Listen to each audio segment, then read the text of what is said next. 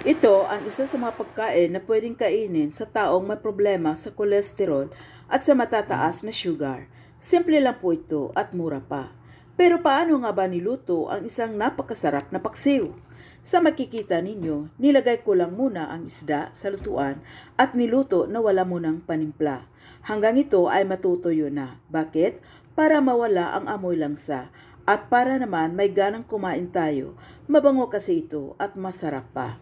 Kapag tuyong-tuyo na ang isda, saka mo ilagay ang bawang, luya, sibuyas, sili, labanos o kaya'y talong kung meron ka, at mga panimpla para masarap.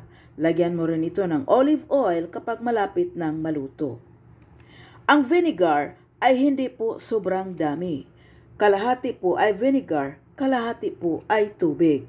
Kasi di po maganda na sobrang asim ang kinakain natin kasi nakasisira din yan sa ating katawan.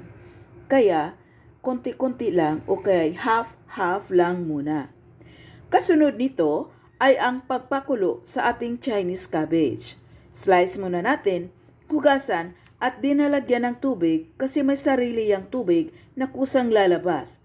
Lagyan na rin natin ng kunting asin para may lasa. Sa ganitong uri na pagkain, di na madagdagan ang sugar at kolesterol mo dahil protein at fiber po ito.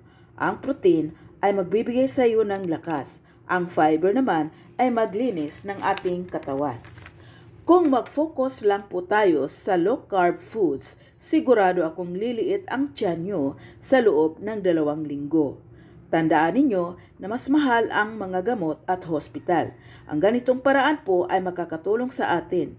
Hanggang sa susunod kong video, salamat sa pag-watch sa videong ito dahil may malaman pa kayo sa susunod kong upload.